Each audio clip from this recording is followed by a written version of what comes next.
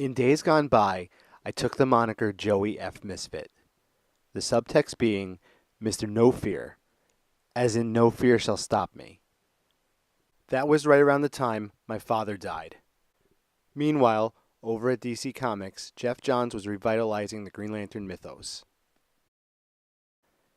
Overcoming great fear became more of a central theme, and that ignited something in me.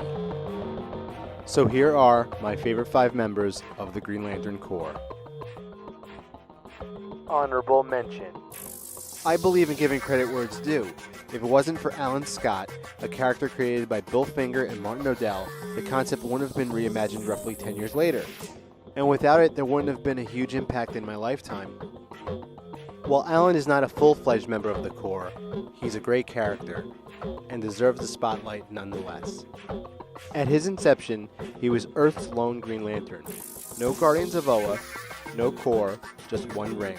Alan used that ring to fight off every evil of his era, while upholding the all-American values of his time, both on his own and as a stalwart founding member of the Justice Society of America. I believe that comics have a responsibility to reflect the audience. Everyone from all walks of life, far and wide, should be able to have the same experience that I've had with comics. Thankfully, in 2012, during their New 52 relaunch, DC decided to take the opportunity to add some much-needed diversity to their universe. Alan Scott was presented as an openly gay man within the pages of Earth 2. Just as he was about to propose to Sam, the love of his life, a train crash would separate them forever. But all was not lost. Moments after the crash, fate intervened. Alan was chosen to become Earth's greatest sentinel, the Green Lantern.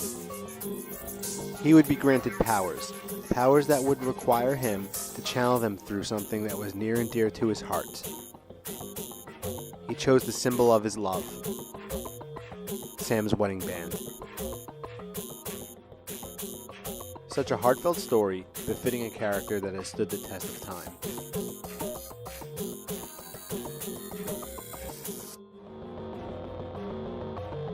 While some say he is fearless to a fault, annoyingly so, both Galaxy and Corps are better because of Guy Gardner.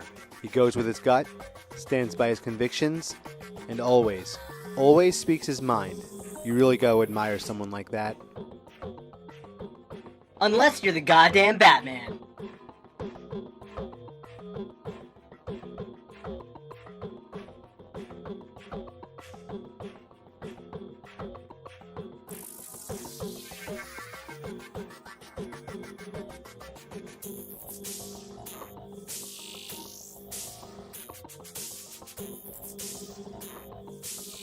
It's a thankless job, but it takes someone special to keep a group of people together, working as a unit.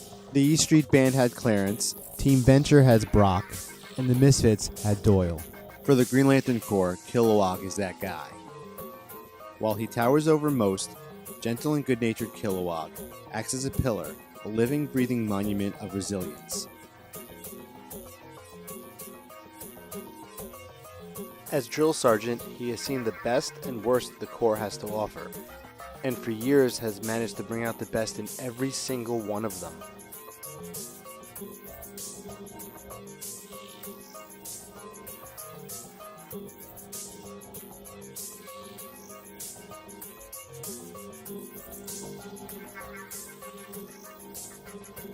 Former U.S. Marine and architect John Stewart is truly an honor to the Corps. The Justice League cartoon was an education on how great John is. When he is counted among them, the Green Lantern Corps runs as if it were a well-oiled machine, building through failure and on top of success.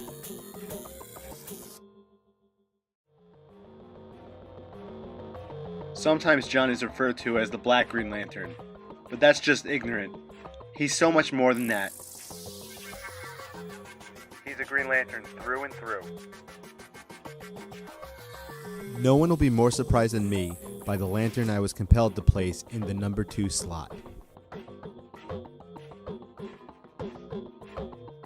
Jessica Cruz defines character development. Thanks to Jeff Johns and Sam Humphries, she evolved from a 3-year shut-in harboring great fear to powering slave of all Thune, but proving herself worthy of the Corps. Scared daily, she panics, unsure of herself. It's not easy, but she overcomes great fear, all things I can identify with. The most recent addition to the Green Lantern mythos, Jessica is great. She's a great Green Lantern, but she's not the greatest of them all. Not yet. Right before the 60s, DC Comics reconstructed their superhero line by crafting new concepts around several of their marquee names. In terms of what came before, they broke the mold and created Ferris Air Test pilot Hal Jordan, and with him, the Green Lantern Corps, an intergalactic peacekeeping force that would equip each member with the Power Ring, a weapon that only works because of the sheer willpower of those who can overcome great fear. But Hal doesn't just overcome fear, he straight up denies it with a devil-may-care attitude.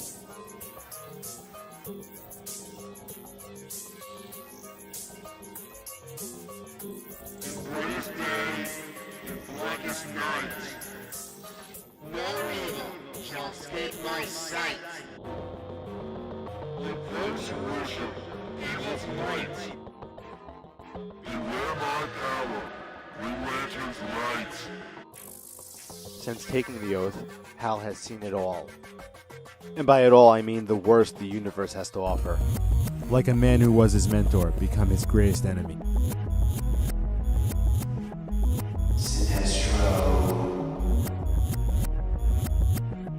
The Manhunters.